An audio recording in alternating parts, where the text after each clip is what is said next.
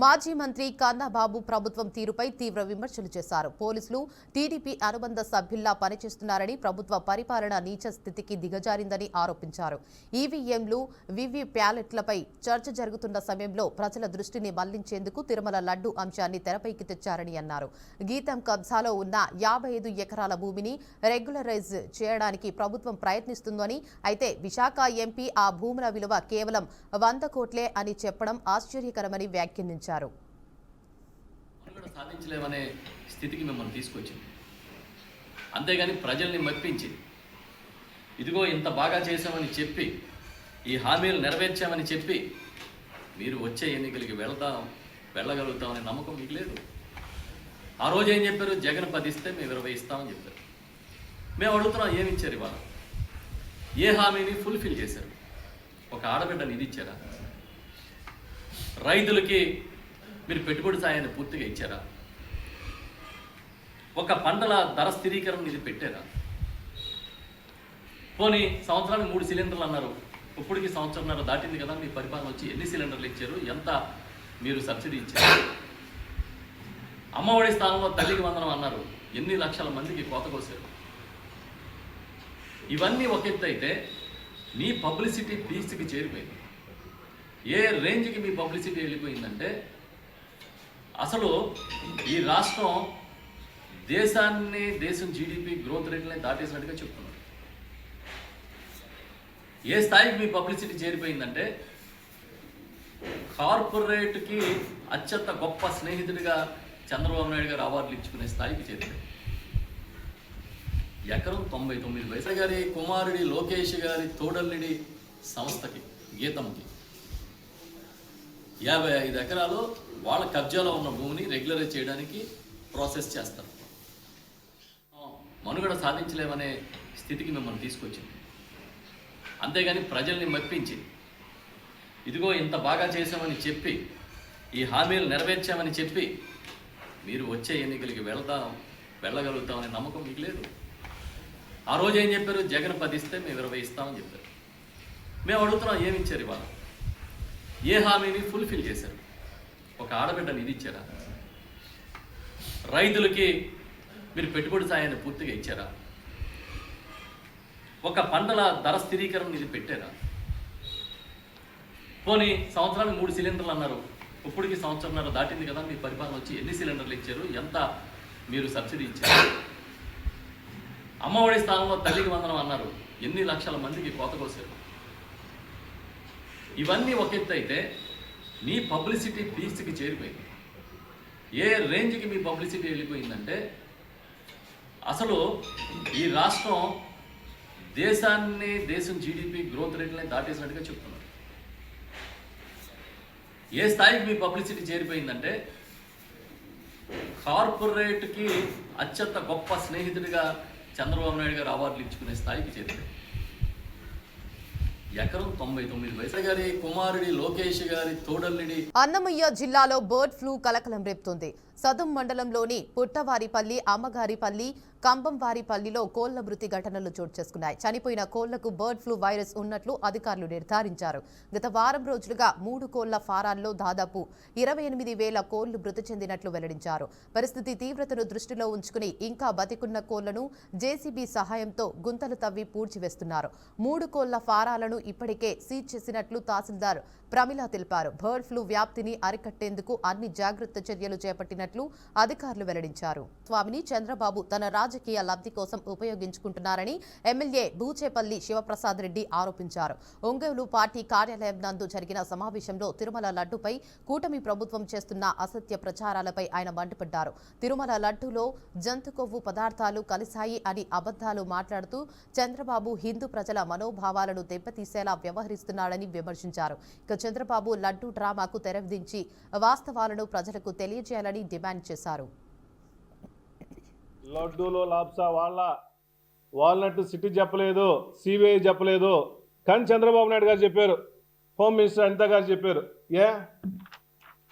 First drama పండ్ల జంతుకు పండ్ల, మళ్ళీ ఇప్పుడు ఈ లాప్సా వాళ్ళు కొన్నారు, వాళ్ళు ఇండస్ట్రీ నుంచి పర్చేజ్ చేశారు కాబట్టి లడ్డులో వాడారన్నారు.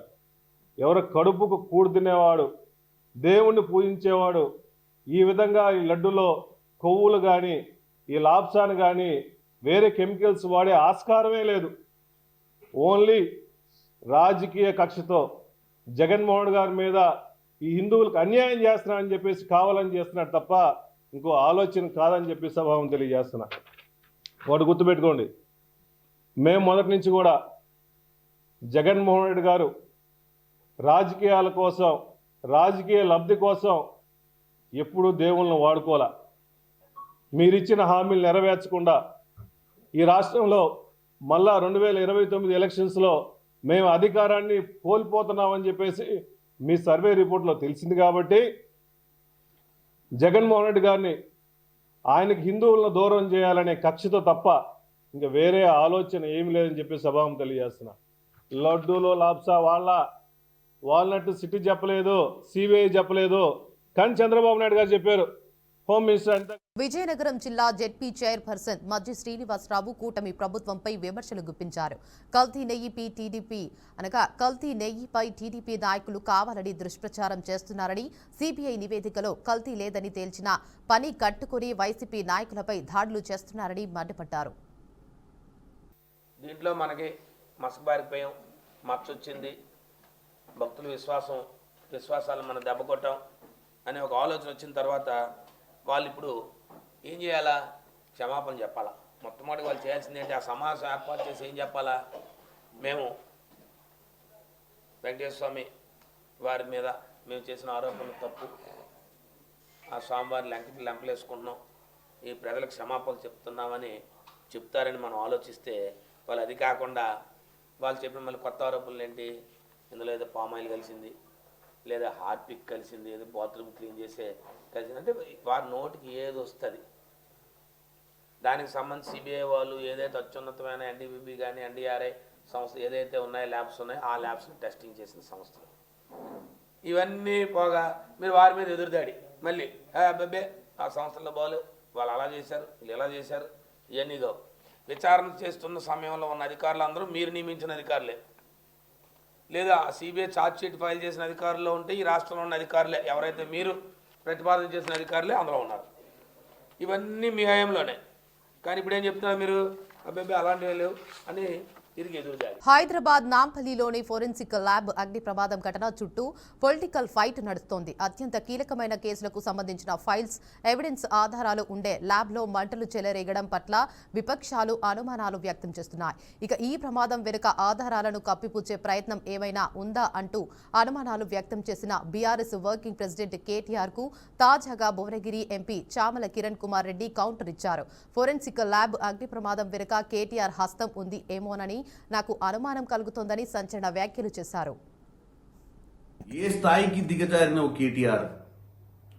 నిన్న ఏదో అగ్ని ప్రమాదము ఫోరెన్సిక్ ల్యాబ్లో జరిగితే రేవంత్ రెడ్డి గారి ఓటుకు నోటు కేసుకు ముడిపెట్టి మున్సిపల్ ఎన్నికల సమయంలో తెలంగాణ ప్రజలను పక్కదో పట్టించి మిమ్మల్ని మీరు చేసిన దరిద్ర పాలన మర్చిపోయి మీరు చెప్పే మాటలలో ప్రజలు పడిపోయి రేవంత్ రెడ్డి గారి మీద విష ప్రచారం చెల్లి మీకు ఓట్లు వస్తాయనుకోవడము ఎంత మూర్ఖత్వం నీది.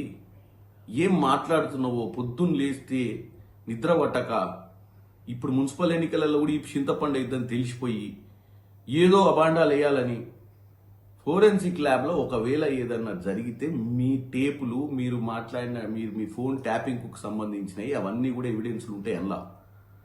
ఇలా నాకేం డౌట్ వస్తుంది తెలుసా? నీ అంతా నువ్వు ముందే వచ్చి రేవంత్ రెడ్డి మీద అభియోగాలు వేసినావు అంటే అసలు నీకేమన్నా అస్తం ఉందా? ఎందుకంటే మన చరిత్ర మొన్ననే మీరు అధికారంలో పోతుర్రని తెలిసి డిసెంబర్ 4వ తారీఖు నాడు ఎప్పుడైతే కౌంటింగ్ జరిగి కౌంటింగ్లో మనం ఓడిపోతున్నామని తెలిసిన నిమిషంలో స్పెషల్ ఇన్వెస్టిగేషన్ బ్రాంచ్లో సీసీ కెమెరాలు బంద్ చేసి మొత్తం పలగొట్టి ఆ ఇజ్రాయెల్ నుంచి తెచ్చిన పరికరాలన్నీ పలగొట్టి పెగాసిస్ పరికరాలు మీరు ఫోన్ ట్యాపింగ్ చేసినాయి, డాక్యుమెంట్లన్నీ ఎవిడెన్స్ లేకుండా కాల్ చేసి మిగిలినని తీసుకొని మూసీనదిలో పడేసిన చరిత్ర నీది. ఇవాళ ఏమైనా జరిగితే ఈ ఫోరెన్సిక్ ల్యాబ్లో కనుక ఏదన్నా కుట్ర ఉంటే ఆ కుట్ర మీ తరపు నుంచే ఉండాలి. ఎందుకంటే మీ మీద ఎంక్వైరీ జరుగుతుంది కాబట్టి ఏం మాట్లాడుతున్నావు? ముఖ్యమంత్రి రేవంత్ రెడ్డి గారికి ఫోరెన్సిక్ ల్యాబ్లో మిమ్మల్ని ఎండగట్టనికే ఫోరెన్సిక్ ల్యాబ్కు పంపించినటువంటి ఎవిడెన్స్లే ఉంటాయి అందులో. కాబట్టి తెలంగాణ ప్రజల్ని 24 గంటలు నువ్వు మీ బావ ఇద్దరు కలిసి పొద్దునోడు మధ్యాహ్నమోడు రాత్రోడు వీలైతే ప్రెస్ మీటు లేదంటే ట్విట్టరు లేదంటే చిట్ చాట్లు పెట్టి పనికిరాని మాటలు మాట్లాడితే మీకు ఎట్టి పరిస్థితిలో ఓట్లు వేయరు. ఏ స్థాయికి దిగజారినవు కేటీఆర్? నిన్న ఏదో అగ్ని ప్రమాదము ఫోరెన్సిక్ ల్యాబ్ల నెల్లూరు జిల్లా మూలాపేటలోని ప్రసిద్ధ మూలస్థానేశ్వర స్వామి ఆలయ నూతన పాలక మండలి ప్రమాణ స్వీకారోత్సవం అట్టహాసంగా జరిగింది. ఈ కార్యక్రమానికి ముఖ్య అతిథులుగా రాష్ట్ర మంత్రులు పొంగూరు నారాయణ, ఆనం రామనారాయణ రెడ్డి హాజరయ్యారు. టీడీపీ నేతలు, ఆలయ నూతన కమిటీ సభ్యులు మంత్రులకు ఘనస్వాగతం పలికారు. భువనేశ్వరి సమేత మూలస్థానేశ్వర స్వామిని దర్శించిన మంత్రులు ప్రత్యేక పూజలు నిర్వహించారు. అర్చకులు ఆలయ మర్యాదలతో పూర్ణకుంభ స్వాగతం పలికారు. మంత్రుల సమక్షంలో చైర్మన్ పుట్ట అజయ్ కుమార్ రెడ్డితో పాటు 10 మంది సభ్యులు ప్రమాణ స్వీకారం చేశారు.